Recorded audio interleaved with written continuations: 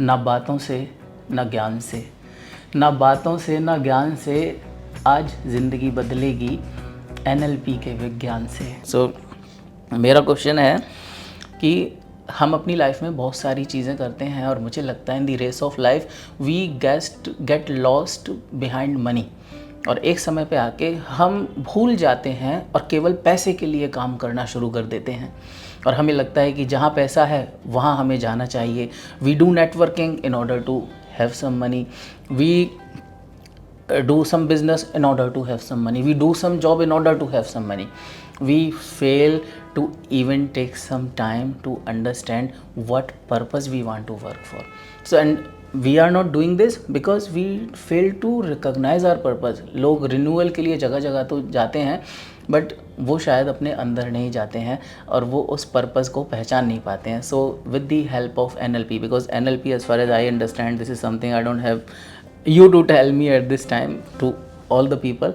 NLP is neuro linguistic programming, so this man knows how to communicate to our minds.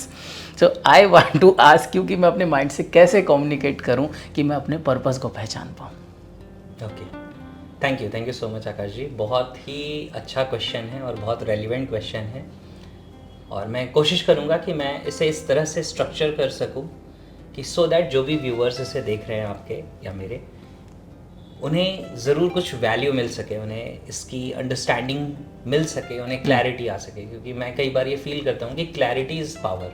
ज़िंदगी में clarity का होना एक बहुत बड़ी ताकत है, राइट. तो सबसे पहले आपने जब पर्पस की बात कही है, उसके पहले आपने ये कहा कि मैक्सिमम लोग पैसों की दौड़ में लगे हुए हैं, पैसों के लिए दौड़ रहे हैं, और उस दौड़ में वो ये कई बार समझ ही नहीं पाते कि हमारी ज़िंदगी का पर्पस क्या है या क्यों हम इस दौड़ में लगे हुए हैं, राइट. तो इस क्वेश्चन में मैं दो पार्ट्स देख पा रहा हूँ. One is why people run behind money. शायद मुझे ऐसा लगता है कि मुझे इसको भी आंसर करना चाहिए. बिल्कुल. और दूसरा है कि how to identify your purpose. आप अपने पर्पस को कैसे समझ सकते हैं, कैसे आइडेंटिफाई कर सकते हैं. तो मैं आपके साथ वो शेयर करूँगा जैसे मैंने अपने पर्पस को आइडेंटिफाई किया, क्योंकि जब मैं उसके बारे में बात करूँगा, so I will be speaking with personal experience. That's important, rather than कि मैं कोई कॉन्सेप्चुअल स्टडी आपको बताऊँ. राइट. तो सबसे पहले समझते हैं कि लोग पैसों की दौड़ में क्यों लगे होते हैं. ये समझना बहुत ज़्यादा इम्पॉर्टेंट है.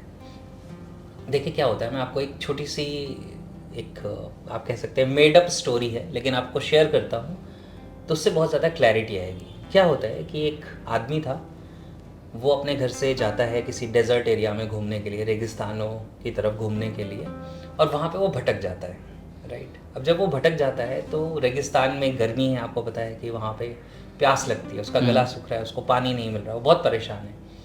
और वो जिस एरिया में है वहाँ पे ना कोई उसे लोग दिख रहे हैं ज़्यादा, ना कुछ शॉप्स दिख रही हैं, ना कोई ऐसी जगह दिख रही है जहाँ से वो पानी खरीद सकता है, पानी पी सकता है. फिर वो क्या करता है, भटकता रहता है. उसे कहीं कुछ दूर छोटी छोटी कुछ झोपड़ियाँ नज़र आती हैं, तो उसको लगता है शायद यहाँ लोग रहते होंगे, इनके पास पानी होगा. तो वहाँ पे जाता है, वो नॉक करता है, एक आदमी बाहर निकलता है. तो ये कहता है कि मैं बहुत प्यासा हूँ, मुझे बहुत प्यास लगी है, क्या आपके पास पानी है. तो वो कहता है कि रिलैक्स, आप परेशान मत हो, I have sufficient water for you. आप आराम से पानी पी सकते हो, आप पानी पी के यहाँ से बाहर निकल सकते हो. तो बहुत थैंकफुल होता है, बहुत शुक्रगुजार होता है, बहुत अच्छा फील करता है. फिर क्या करता है, वहाँ से वो पानी पीता है, उसकी जान बच जाती है. वो सफिशिएंट वाटर अपने साथ ले लेता है, एक बॉटल में, 2 बॉटल्स में, कि मैं अब अपनी वहाँ तक पहुँच जाऊँ जहाँ से मैं अपने घर जा सकता हूँ. और वो घर वापस आता है, राइट. अब घर वापस आके वो अपने फैमिली मेम्बर्स को बुलाता है और वो कहता है कि तुम लोगों को पानी की वैल्यू नहीं पता. ओके. तुम ये समझते नहीं हो कि पानी कितना इम्पॉर्टेंट है, और इस पानी के ना होने से मेरी जान जाने वाली थी. तो अब मेरे घर में ये रूल है कि हम अपने घर में हमेशा वाटर का इंतज़ाम करके रखेंगे. तो सब एक काम करो, बड़े बड़े ड्रम्स खरीद के लाओ, और जो हमारा किचन है, जो हमारा वॉशरूम है, जहाँ पे भी पॉसिबल हो सकता है, हम ड्रम्स में पानी भर के रखेंगे. अब वो इंसान कहता है कि अगर मैं कहीं ट्रैवल भी करने जाऊँगा तो अब मुझे gallons and gallons of water चाहिए, क्योंकि मुझे पता है पानी कितना इम्पॉर्टेंट है. Okay, right. अब ये वो इंसान है जो क्या कर रहा है कि क्योंकि वो पानी की कमी को एक्सपीरियंस कर चुका है, फेस कर चुका है, उसकी जान जाते जाते बची है और पानी से ही बची है, तो अब उसके माइंड में एक पागलपन सवार हो चुका है. और वो पागलपन क्या है कि I need lots and lots of water. मुझे बहुत सारा पानी चाहिए. और वो पानी इकट्ठा किया जा रहा है. लेकिन हम जानते हैं कि रुका हुआ पानी सड़ जाता है, राइट। एक्चुअली उसको किस चीज़ की ज़रूरत थी? एक्चुअली उसको ज़रूरत थी कि जितनी ज़रूरत का पानी है वो उसके पास हो, इमरजेंसी के लिए कुछ बैकअप में पानी हो, हाँ, और साथ के साथ वो ये इंश्योर करे कि I have good supply of regular water, कि मेरे घर में पानी की सप्लाई आती रहे, राइट। अब ये सेम स्टोरी हम सबकी ज़िंदगी की है।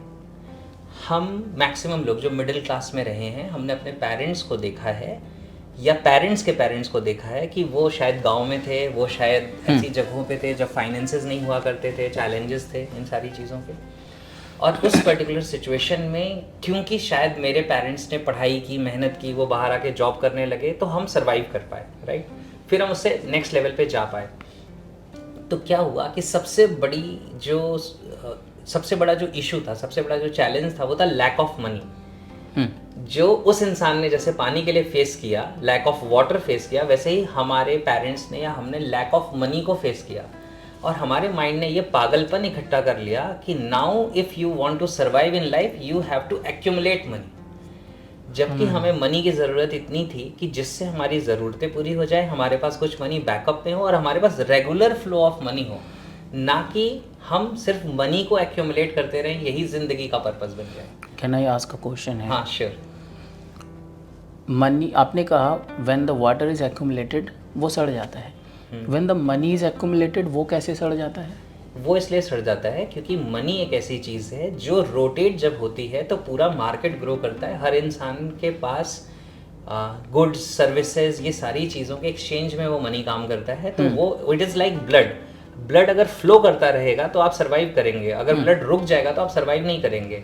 तो अगर आपने मनी एक्यूमुलेट करके कहीं पे रख दिया है लेकिन वो यूटिलाइज नहीं हो रहा है मार्केट में, मतलब Correct. ये सिर्फ मैं उसकी बात नहीं कर रहा कि आपने अपने घर में कैश ही रख लिया। मेरे कहने का मतलब ये है कि अगर आप मनी के सर्कुलेशन पे वर्क नहीं कर रहे, सिर्फ एक्यूमुलेशन पे वर्क कर रहे हैं, वंडरफुल, राइट, करेक्ट, तो वो जो मनी है वो यूटिलाइजेशन से बाहर हो गया। यूटिलाइजेशन से बाहर हो गया तो वो किस काम का है? वो किसी भी काम का नहीं, राइट। वो ग्रो नहीं करेगा, वो ग्रो नहीं करेगा। और वो सड़ने का मतलब इन्फ्लेशन के पॉइंट ऑफ व्यू से, इकोनॉमिक एंगल से अगर देखें तो उसकी वैल्यू जो है वो डिक्रीज हो जाएगी। आज से अगर आज मैंने 1 करोड़ रुपया जमा किया है तो वो 10 ईयर्स के बाद 70 लाख रहने वाला है, उसकी जो वर्थ है। बिल्कुल करेक्ट। और दूसरी चीज़ क्या है कि जब ये पागलपन होता है मनी इकट्ठा करने का, तो इंसान मनी इकट्ठा तो करता है लेकिन यूटिलाइज नहीं करता।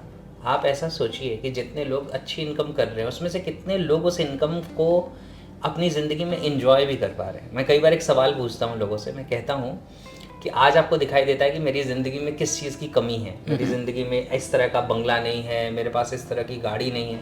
मैंने कहा आपकी जो गाड़ी है उससे कितना जी रहे हो, आपके पास जो घर है आप उसे कितना जी रहे हो? करेक्ट। तो जो आपको के पास है उसे आप जी नहीं रहे, और जो नहीं है आप उसके डेस्परेशन में है। तो always you are in desperation. ये गधे के आगे लटकी हुई वो गाजर है जो मुंह में नहीं आती। हाँ। और इंसान दौड़ता रहता है उस गधे की तरह, राइट। तो ये समझने वाली चीज़ है। तो आई थिंक इस एनालॉजी से तो पहली चीज आ रही हमें यहाँ पर ये क्लियर हुआ कि हम मनी के पीछे क्यों भागते हैं। हाँ, ये हमें क्लियर हुआ, कमी की फीलिंग की वजह से। तो हमारी जो है वो कंडीशनिंग में इशू है। तो हमारे जो पेरेंट्स हैं, हमारे जो अब तक की जनरेशन में यहाँ तक की जो ग्रोथ हुई है उसमें जो हमारे एल्डर्स रहे, हमारे जो ग्रैंड पेरेंट्स रहे, उन सब ने हमें जो एजुकेट किया उससे हमारी प्रोग्रामिंग और कंडीशनिंग इस तरह की हो गई है कि हम एक्यूमुलेशन के लिए ट्रेंड हो गए हैं, प्रोग्राम्ड हो गए हैं। Is that correct? I am getting exactly wonderful. Now the second part. हाँ, अब सेकंड पार्ट पे बात करते हैं। सेकंड पार्ट है पर्पस, राइट, कि हम अपनी ज़िंदगी में अपने पर्पस को कैसे आइडेंटिफाई कर सकते हैं, राइट। तो क्या होता है कि जनरली लोग पर्पस को गोल से कंफ्यूज करते हैं। लोगों को ऐसा लगता है कि मेरा गोल ही मेरा पर्पस है। जैसे किसी का गोल हो सकता है कि मुझे IAS बनना है, किसी का गोल हो सकता है कि मुझे शेयर मार्केट से इतने पैसे कमाने हैं। तो ये आपका या फिर किसी का गोल हो सकता है अपनी फैमिली में अपने बच्चों को अच्छी एजुकेशन देनी है, अपने वाइफ के साथ घूमने जाना है, माता पिता को कुछ दिलाना है। तो क्या हम इसको भी गोल समझ सकते हैं? हाँ, ये गोल्स हैं। देखिए क्या होता है, ये एक्चुअली क्या होता है, चैलेंज कहाँ पे आता है, क्यों लोग अपने पर्पस को नहीं समझ पाते। होना ये चाहिए कि पहले आप अपने पर्पस को आइडेंटिफाई करें, फिर गोल्स उसके अलाइनमेंट में होने चाहिए। ओके। यानी कि आपके पर्पस के डायरेक्शन में आपके गोल्स होने चाहिए। एक्चुअली लोग यहाँ पे कंफ्यूज कर जाते हैं, वो पर्पस के डायरेक्शन में अपने गोल्स नहीं डिसाइड करते, बल्कि वो कुछ गोल इधर के बनाते हैं, कुछ इधर के, कुछ इधर के, अपनी ज़िंदगी में यहाँ वहाँ भागते रहते हैं, तो वो यूनिडायरेक्शनल नहीं होता। तो और अल्टीमेटली वो सोचते हैं कि मैं अच्छी ज़िंदगी तो जीने के लिए ही काम कर रहा हूँ, हर बार तो गोल बना रहा हूँ। लेकिन जब आप हर बार गोल बना रहे हैं, गोल के डायरेक्शन में दौड़ रहे हैं, ज़रूरी नहीं है कि वो गोल का अलाइनमेंट आपके पर्पस के डायरेक्शन में। तो पर्पस इज समथिंग कि आप ऐसा कह सके, मैं इसको कहता हूँ कि आपको बैक ट्रैक करके देखना पड़ेगा अपनी ज़िंदगी को। जैसे अगर आज मैं सोचूं कि सपोज करो कि मैं एक एग्जांपल लेता हूँ कि 75 ईयर्स या 80 ईयर्स या 90 ईयर्स मान लेते हैं, चलो लंबा सोच के चलते हैं, 90 ईयर्स, मैं 90 ईयर्स की एज में आ गया हूँ और अब मैं पलट के अपनी ज़िंदगी को देख रहा हूँ, तो मैंने अपनी ज़िंदगी में क्या किया होता, तो आज 90 ईयर्स की एज में मैं ये कह सकता हूँ कि I invested my life in the right direction, on the right things, on the meaningful things.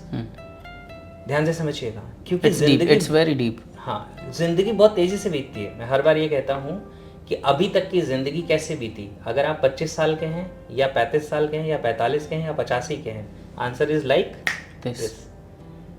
कहते हैं ना, it is just a blink of an eye. आपके पलक झपकने में आपकी अभी तक की ज़िंदगी बीत चुकी है, चाहे आपकी एज कुछ भी हो। Wonderful, getting clarity. हाँ। तो होता क्या है ना, ज़िंदगी बहुत तेज़ बीतती है, ये हमें पता नहीं चलता, ये एहसास नहीं होता। लेकिन जब हम अपनी ज़िंदगी के क्लोज़र की तरफ जाते हैं, एंड पॉइंट की तरफ जाते हैं, और जब हम पीछे पलट के देखते हैं अपनी ज़िंदगी, तो ज़िंदगी तो हमने पूरी लगा दी, सवाल है किस चीज़ में। और अगर हमने शुरू में ये नहीं सोचा था कि किस चीज़ में ज़िंदगी लगानी है, जो ज़्यादातर लोग नहीं सोचते, बहुत कम लोग सोचते हैं, तो हो सकता है कि हमने अपनी ज़िंदगी में कुछ चीज़ें तो क्रिएट कर दी, कुछ वेल्थ क्रिएट कर दी, कुछ ज़िंदगी को एंजॉय कर लिया, कुछ प्लेजर्स ले लिए, लेकिन क्या आपकी ज़िंदगी को आपने सही तरीके से यूटिलाइज किया? Was this the best utilization of your life time? Correct. तो सवाल ये है जिससे पर्पस निकल के आता है कि आपने अपनी ज़िंदगी में ऐसा क्या किया होता। आप आज नहीं सोच सकते, मतलब आप ऐसे नहीं सोच सकते कि मैं क्या करूँगा तो मेरी ज़िंदगी बेस्ट होगी या ये मेरा बेस्ट यूटिलाइजेशन। नहीं, आपको सोचना पड़ेगा बैकवर्ड आपको ट्रैक करना पड़ेगा। जैसे अगर मैं आज की डेट में इजीली पहचान सकता हूँ कि मुझे पास्ट में ये गलती नहीं करनी थी, हाँ, ये गलती नहीं करनी थी, ये गलती नहीं करनी थी। So this is a very crazy idea, let me share with you that you are proposing us to go for. हम हमेशा पास्ट में रहते हैं, okay, that is our tendency, and we always think कि पास्ट में ये होना चाहिए था, ये होना चाहिए था, ये नहीं होना चाहिए था। Now you are offering us कि हम फ्यूचर में जाएं और फिर पास्ट में सोचें। Exactly. So my question, okay, that is going to intrigue कि फ्यूचर में कैसे जाएं, पहली चीज़। और ये मतलब कहना तो इजी हो गया, सुनने के लिए आपकी बात मुझे हो सकता है हाँ समझ में आएगी, हाँ यार मैं 90 साल की उम्र में तो आराम से पहचान लूँगा कि मुझे अपनी लाइफ में क्या करना चाहिए था। ये तो प्रैक्टिकली पॉसिबल नहीं है ना कि मैं 90 साल की उम्र में चला जाऊँ और ये बात फिगर आउट कर लूँ। सो अगर मैं 30 की एज में हूँ तो 30 की एज में how do I find out that particular purpose कि यूटिलाइजेशन मेरा सही हुआ नहीं हुआ, that is one part, but any definition of that purpose, क्योंकि वो तो लास्ट में ही पता चलेगा। फॉर एग्जांपल आज की डेट में मुझे कोई लाइट परचेज़ करनी है, ओके, तो उस लाइट को मैं आज में डिसाइड करूँगा ना, क्योंकि मुझे पैसा आज देना है उसका। सो पर्पज़ तो मैंने आज डिसाइड कर लिया, बाद में जाके how do I figure out कि मैं सही था या नहीं था। तो मुझे तो सेटिस्फेक्शन तो तब आएगा ना जब आज में फुलफिलमेंट फील हो। 90 की एज में जाके फुलफिलमेंट के लिए मैं आपके इस पॉडकास्ट को फॉलो कर लूँ तो I am not going to do this. मुझे ये बताइए हाउ डू आई फील, क्योंकि अगर मेरा पर्पस सही है तो I feel that fulfilment, I'll feel that satisfaction. And why we are doing this podcast with you? Because somewhere that fulfillment and satisfaction is something we are still lacking in. बिल्कुल। Okay, so मुझे इस आज मैं how you are going to help me define that purpose. बिल्कुल, exactly. मैं share करता हूँ तो आपको क्लैरिटी आएगी, Correct. राइट। और इसीलिए मैंने कहा कि मैं आपको अपना भी खुद का एग्जाम्पल बताऊंगा तो आपको उससे ज़्यादा क्लैरिटी मिलेगी। तो ध्यान से समझिएगा, होता क्या है कि जैसे आपने बोला है कि एग्जांपल लिया कि मुझे एक लाइट परचेज़ करनी है, तो परचेज़ तो मुझे आज करनी है, तो मुझे कैसे पता चलेगा। अब एक सवाल है कि आप लाइट क्यों परचेज़ कर रहे हैं, ध्यान से समझिए। Okay. आप लाइट इसलिए परचेज़ कर रहे हैं, सपोज करो मैं स्टूडियो लाइटिंग की बात कर रहा हूँ, अगर आप उस एग्जाम्पल को ले रहे हैं तो आप स्टूडियो लाइटिंग इसलिए परचेज़ कर रहे हैं because you want to record a high quality video. आपको हाई क्वालिटी वीडियो रिकॉर्ड करनी है, आप चाहते हैं कि मेरा वीडियो बहुत अच्छा हो। तो पर्पज़ क्या है कि मैं क्वालिटी वीडियो रिकॉर्ड कर सकूँ। अब उसके अकॉर्डिंग अगर आप बैक ट्रैक करेंगे या अपनी लाइट को आप सेलेक्ट करना है कि लाइट ए और लाइट बी और लाइट सी, तो अब आपको लाइट ए के फीचर्स से पता चलेगा कि इससे इस क्वालिटी का आउटपुट आएगा, बी से पता चलेगा इस क्वालिटी का आउटपुट आएगा, सी से पता चलेगा इस क्वालिटी का आउटपुट आएगा। अब आपको डिसाइड करना है कि what is the quality of the output that you want, उसके अकॉर्डिंग कौन सी लाइट आपके लिए ज़्यादा सूटेबल है। तो ये आप कब डिसाइड कर पाए, जब आपके माइंड में वो पिक्चर है कि अल्टीमेटली मुझे किस क्वालिटी की वीडियो चाहिए। यानी कि begin with the and in mind, यानी आपने अंत के साथ मन में अपने अंत को रखा, यानी कि एंड रिजल्ट को देखा, फाइनल आउटकम को देखा, उसके अकॉर्डिंग आपने चॉइसेस को क्रिएट किया। Okay, right, getting this clarity. तो इस तरह से तो क्या होता है कि हम आज 90 साल के नहीं हो जाएंगे, लेकिन अगर मैं इस तरीके से सोचूं कि जस्ट इमेजिन कि today is the last day of my life, मुझे ये पता चल रहा है कि आज मेरी जिंदगी का आखिरी दिन है and I am well aged, मतलब मेरी ऐसा नहीं कि आज ही जा रहा हूँ दुनिया से, एक एग्जांपल ले रहा हूँ कि मेरी अच्छी खासी एज हो चुकी है, सारी चीज़ें हैं और अब मैं अपनी ज़िंदगी में सिर्फ इस चीज़ को देख रहा हूँ, बाकी फैमिली ये वो सारी चीज़ें अपनी जगह है, कि मैंने अपनी ज़िंदगी किस चीज़ में इन्वेस्ट की होती। नाउ अब मैं अपनी ज़िंदगी को पीछे की तरफ प्रोजेक्ट करके देख रहा हूँ, तो मैं देख रहा हूँ बहुत सारे ऑप्शंस थे। एक ऑप्शन था सिर्फ मैं पैसे कमाने की दौड़ में भागा होता, मैंने बहुत सारे पैसे कमा लिए होते।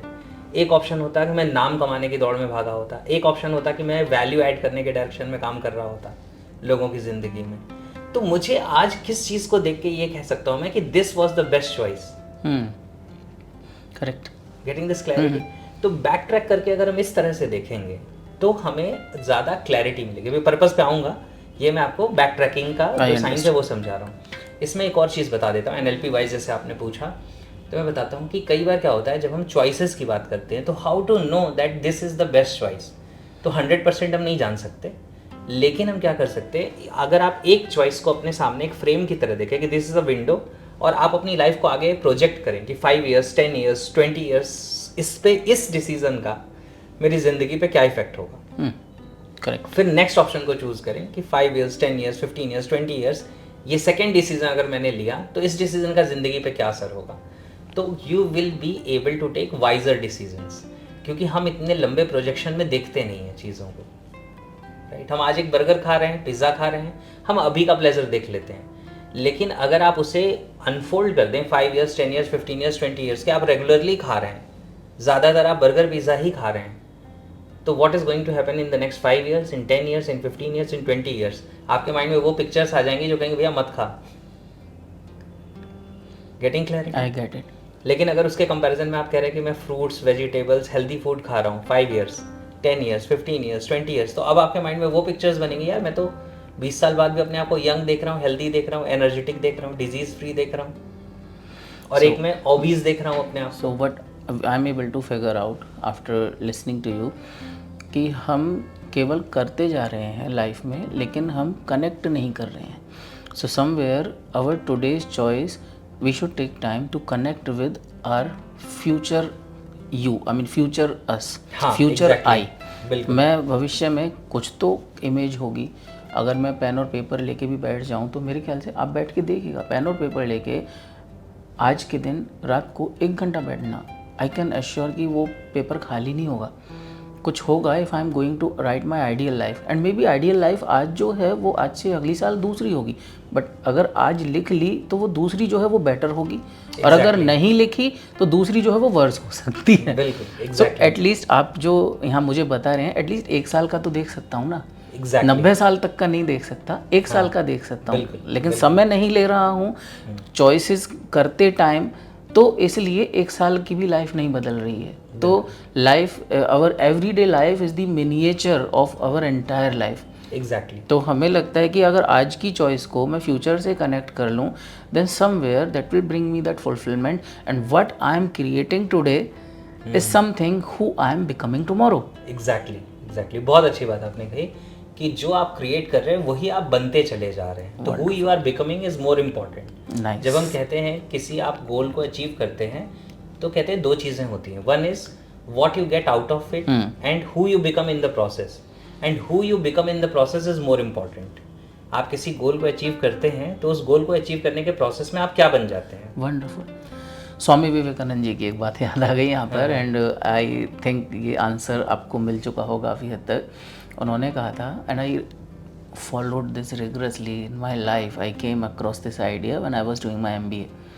हमारी सफलता का आकलन इससे नहीं किया जाता कि हमने क्या पाया, बल्कि इससे किया जाता है कि हम क्या बने, कैसे जिए और क्या किया। क्या बात है, बहुत ही बढ़िया, वंडरफुल। तो बहुत ही अमेजिंग है। और मैं जैसा मैंने कहा था कि मैं आपको अपने एक्सपीरियंस से आपको शेयर करता हूँ। जब मैंने पर्पस को आइडेंटिफाई किया, मैं ट्रेनिंग के फील्ड में तो लगभग प्रोफेशनली 2010 में आया, क्योंकि 2010 में मैंने प्रोग्राम योर माइंड को लॉन्च किया था।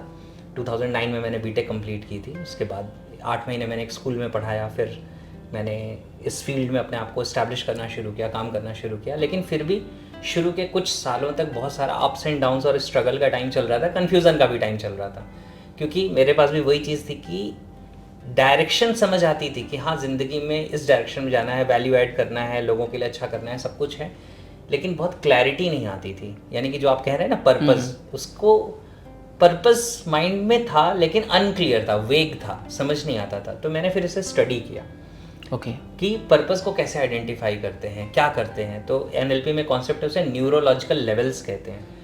तो अलग अलग न्यूरोलॉजिकल लेवल्स होते हैं, अभी डिटेल में जाना सही नहीं रहेगा क्योंकि लोग अभी उसे नहीं जानते। तो उसमें एक लेवल होता है, उसे हम कहते हैं, जो टॉप मोस्ट, वैसे नाम ले लेता हूँ। सबसे पहले होता है environment, capability, belief values, identity, right, then purpose, right. Sorry, क्या मिस कर दिया मैंने? इन्वायरमेंट, फिर बिहेवियर, फिर कैपेबिलिटी, बिलीफ वैल्यूज एक लेवल पे होता है, फिर आइडेंटिटी एंड फिर पर्पस, राइट। 6 लेवल्स होते हैं। तो ऐसे ऑलराइट। तो टॉप मोस्ट जो लेवल है वो क्या है? पर्पस। उसके बाद है आइडेंटिटी। तो पर्पस को आइडेंटिफाई करने के लिए जब मैंने ज़्यादा इसे स्टडी किया, 3 अलग अलग बुक्स से पढ़ा, ट्रेनिंग्स में समझा। रॉबर्ट डिल्स करके एक पर्सन है, बैटसन मॉडल है बेसिकली ये, जिसे न्यूरोलॉजिकल लेवल्स कहते हैं। ये बैटसन मॉडल है, पहले MBAs में पढ़ाया जाता था, अब मुझे पता नहीं है कि पढ़ाया जाता है नहीं, क्योंकि पुराना कॉन्सेप्ट हो गया। और रॉबर्ट डिल्स वो पर्सन है जिन्होंने NLP के एंगल से इस बैटसन मॉडल पे वर्क किया और न्यूरोलॉजिकल लेवल्स का कॉन्सेप्ट दिया। उसे न्यूरोलॉजिकल अलाइनमेंट कहते हैं, एक टेक्निक होती है। करेक्ट। तो जब मैंने ये सारी चीज़ों को एक्सप्लोर किया तो मुझे समझ आया कि पर्पस जो होता है वो 2 चीज़ों से मिलकर बनता है। एक होता है विजन और एक होता है मिशन। तो purpose is the sum total of your vision and mission. तो जब मैंने इस पे काम करना शुरू किया तो मैंने कहा now I need to identify my purpose. तो एक स्टेटमेंट आपको देता हूँ। बहुत सारे लोग इंतज़ार में बैठे रहते हैं कि किसी दिन कोई आकाशवाणी होगी या अंदर से कोई एक अवेकनिंग होगी और मुझे पता चल जाएगा कि ऊपर वाले ने हमें यहाँ क्यों भेजा है। हाँ, इस इंतज़ार में लोगों की पूरी ज़िंदगी बीत जाती है और कई बार ऐसा कोई मोमेंट आता ही नहीं लोगों की ज़िंदगी में। ये एक बिग आइडिया है ना। यस। तो इसको मैं कहता हूँ कि sometimes the purpose of life is to give a purpose to life. I was fascinated by this post when you shared it on Facebook and Instagram. हाँ, so sometimes the purpose of life is to give a purpose to life. कई बार जिंदगी का purpose, जिंदगी को purpose assign करना होता है, देना होता है। तो मैंने ये उस समय समझा, तो मैंने कहा कि मैं वेट कर रहा था आज तक कि मुझे किसी दिन मेरा पर्पस समझ आ जाएगा।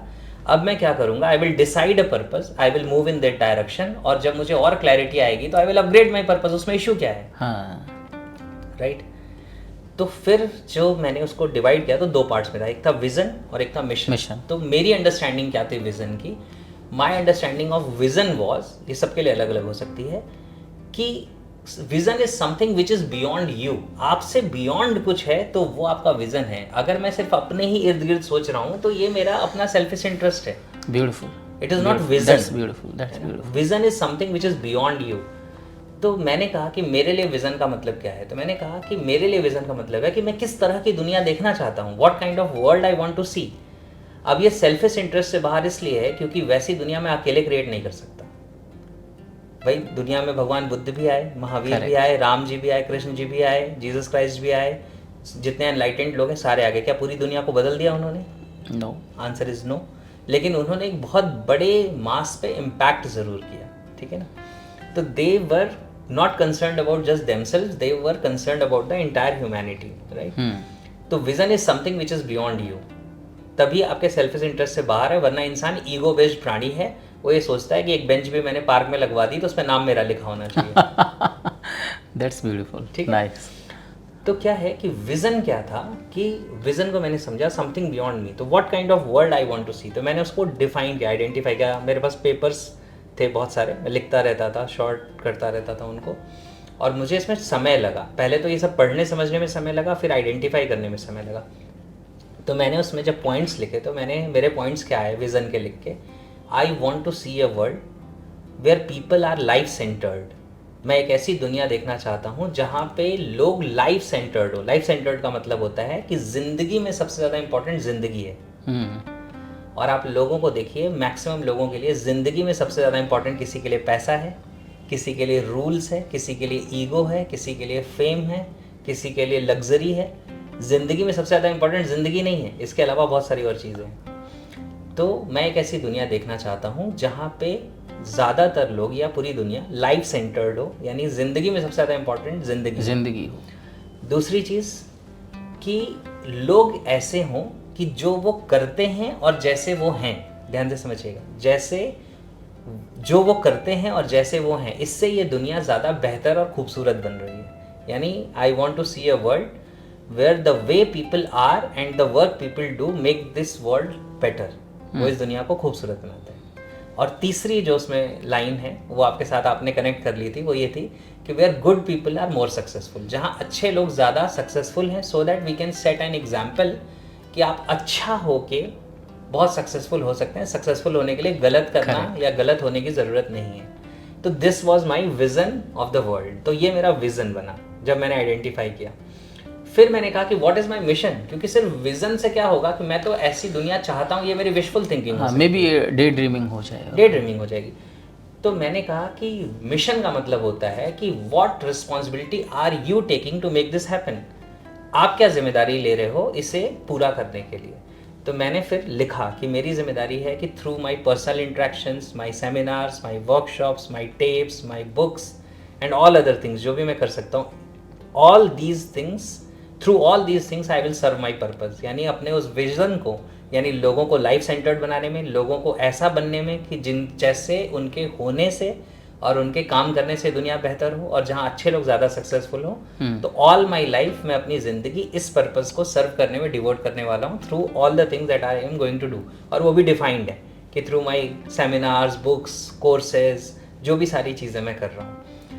तो ये विज़न और ये मिशन मिला के मेरा पर्पज़ ऑफ लाइफ डिज़ाइन हो गया। और जिस दिन से मेरा पर्पज़ ऑफ लाइफ डिज़ाइन हुआ, उसके बाद से there was no turning back, क्योंकि अब मुझे ये पता है कि on what I am investing my life and this is the best investment of my life. मेरी ज़िंदगी के टाइम का ये बेस्ट इन्वेस्टमेंट हो सकता है, इससे अच्छा इन्वेस्टमेंट नहीं हो सकता मेरे लिए। सबके लिए अलग अलग होगा, मेरे लिए। सो फिर उस डायरेक्शन में मैं आगे मूव करता चला गया and there is no turning back. तो this is how I identified my purpose. Now everybody is turning back to him. Okay, so it is very beautiful when you are moving in life with a purpose. People turn back and look at you that this man is going in right direction, and maybe we follow him and he will lead us into the right direction. You became that man. I really like this thing. Thank you.